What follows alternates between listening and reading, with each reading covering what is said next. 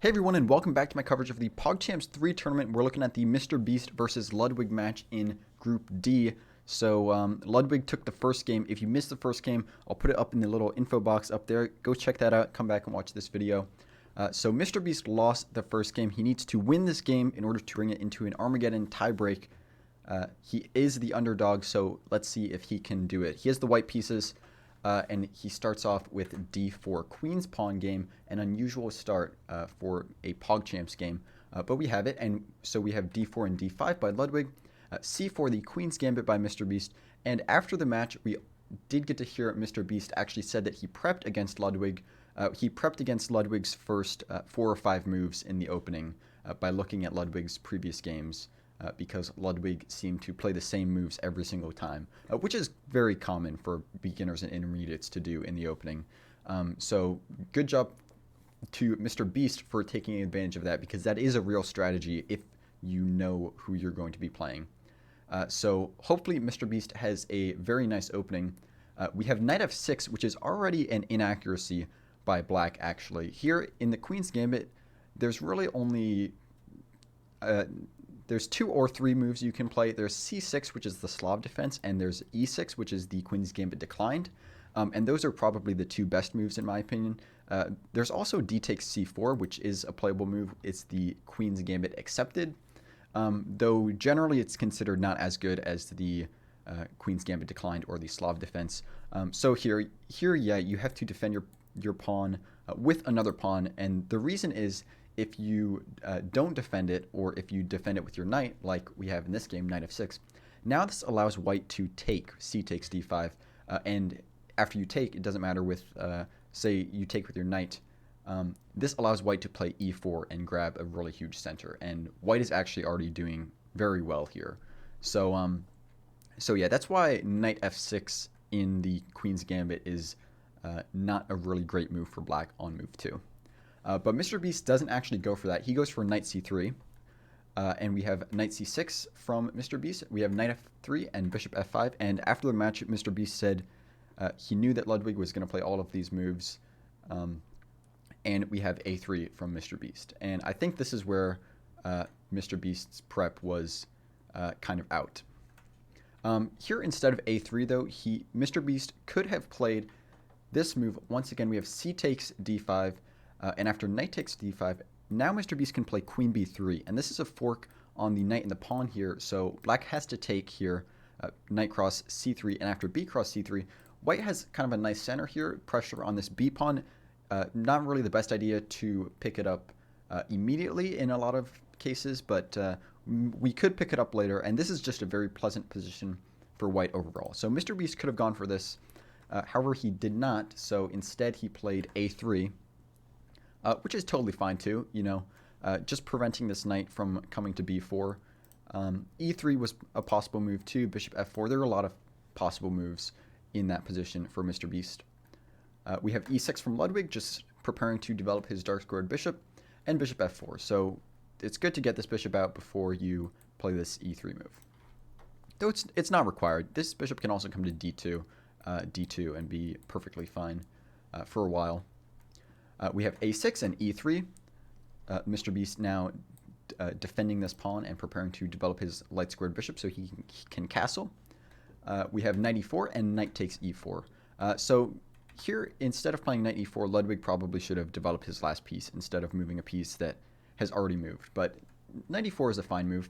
And knight takes e4 is a fine capture. It's a fine trade by Mr. Beast. We have bishop takes e4 and knight e5, so Mr. Beast kind of going for the same thing that Ludwig just went, and maybe we'll have a symmetrical position after knight takes e5 and bishop takes e5. We would actually have perfect symmetry here if Ludwig played c5, but Ludwig doesn't go for this. He gets his last piece developed, bishop d6, which is probably a better idea than going for c5 anyway, so bishop d6, very good move. This does hang the g7 pawn. However, it's a little bit of a poisoned pawn, because after bishop takes g7, which happened in the game, there's rook g8, and now it's a skewer on this g2 pawn. So we have this position on the board. Instead of Mr. Beast moving his bishop back and giving up this g pawn, then it would turn into a very sharp game. It would probably be harder for white too, because he would no longer be able to castle kingside, or at least it wouldn't be a very good idea. And also, white has also advanced the c pawn, unlike black. So if white decides to castle queenside, it's going to be much harder for white to defend his king on the queen side as well. So yeah, white doesn't really want to give up this g2 pawn, but after bishop takes g7, it's kind of hard to avoid losing this pawn. Though Mr. Beast does try to kind of make things complicated with the move f3.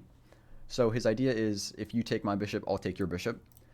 Here, Ludwig actually calculated out bishop takes f3, and I think he meant to play bishop takes f3. And the idea is it's kind of a desperado tactic. So bishop takes f3, and then queen takes f3, and rook takes g7. So you're getting a pawn for the bishop, though it's not actually as good as it seems, because, what was it? With this move, rook takes g7, which is the move he actually played, he kind of messed up the order of moves, I think, when he was calculating in his head. You still are going to get this, well, let's just see what happened in the game. So after f takes e4, you don't get a pawn immediately. However, you do have this check, which Ludwig did see after this position occurred, which was queen h4 check. And this is a fork on the king and the pawn. And here Mr. Beast should play king d2. And if queen f2, for example, then white can play queen e2, and white's doing okay here. But Mr. Beast did not play king d2. It's kind of hard to move your king if you have not castled, especially as a beginner. So instead, Mr. Beast plays g3, which is not a very good move. And here black has two moves that win. Ludwig did find one of them, which was bishop takes g3, but let's look at the other winning move first, which was queen takes e4. So this is picking up a pawn, and it's also forking this e3 pawn and also hitting the rook. So this rook is actually trapped here, because there's no way to safely defend the rook, and also if you move the rook to g1, now queen takes e3 is a fork. So queen takes e4 would have actually just totally trapped the rook on h1 and won it outright. So that would have been the best move. However, Ludwig played bishop takes g3, which is also a very good move. The idea is you can't take this bishop because the queen is pinning the pawn to the rook. So once again here, white should play king d3 and try to run his king to the queen side to get his king safe over there. But Mr. Beast did not want to move his king. He played h takes g3 instead, and Ludwig happily captured the rook on h1. Here, what white should probably go for is queen a4, and after c6, for example, because this is check, white should castle queenside just to try to get the king as safe as possible.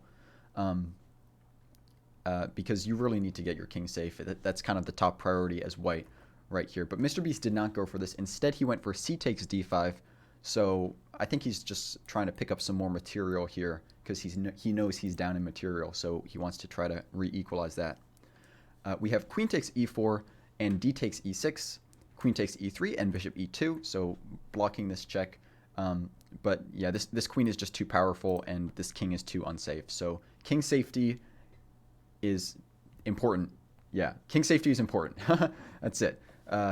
We have queen takes g3 check, because this will happen to you if your king is not safe. You'll lose all your pieces. So you gotta remember king safety, people. We have king d2 and queen f4 check. We have king back to e1, and this is a huge blunder. Once again, you have to kind of run your king away to the queen side. It's going to be trapped here on e1, especially after rook g1 check. There's only one legal move for white, bishop f1. And now after rook takes f1 check, we have king e2, and it's a skewer on the queen. So now white is going to be up a whole queen. Or excuse me, black is going to be up a whole queen, and it's going to be a very easy win for Ludwig. It's really hard to see Mr. Beast winning this match, or even tying this match at this point. We have king takes d1 and queen takes d4 check, king c1 and queen e3 check. Here, queen g1 winning the rook would have been very clean. Also, castles queenside, just setting up this mate threat would have also been, or like a mating net, would have also been good. But we have queen e3 check. We have king b1 and queen takes e6 check. Ludwig just picking up all these pawns. We have b4 and rook d8, excuse me, rook d8. We have a4, and here the most accurate move would have been rook d2, and this is just setting up a mating net because you're going to have queen e1 checkmate next move. It doesn't matter what white does here, so it's good to be thinking about these mating net patterns, just so that if you have a position where you need to find one, you're used to looking for them. So yeah, it doesn't matter what white plays here. Black is going to be able to play queen e1 checkmate next move. But Ludwig did not go for rook d2. He went instead for rook d1 check, which he's just looking to trade that last pair of rooks, so he's up a queen, and white has no pieces left. We have king b2 and queen e5 check, so looking to win that rook outright instead of just trading it. We have king a2, queen takes a1 check, king b3, rook d3 check, king c4, and queen c3 checkmate. The queen and rook defend each other, and this a pawn covers the b5 square. So yeah, that was the Ludwig versus Mr. Beast match, and like I said at the beginning of this match, they had a $10,000 bet on this match of which one of them would win. So since Ludwig won, Mr. Beast was supposed to pay Ludwig $10,000, but Ludwig instead said, just give the $10,000 to charity instead, so he's not taking that. Very wholesome from both players there. And here are the standings for Group D so far. So Ludwig and Moist Critical with 3 points, Mr. Beast and Code Miko both with 0 points. So the top 2 players of Group D will go onto the elimination bracket after everybody in Group D has played everybody else in Group D. And yeah, I don't think I have anything else to say about this game or this match. So yeah, Ludwig takes his first PogChamps 3 match. And check out my PogChamps 3 playlist. It's up there to see more PogChamps 3 recaps. Make sure you're subscribed so you don't miss any PogChamps 3 recaps or other chess videos. And love you guys. Thank you for watching. I'll see you next time.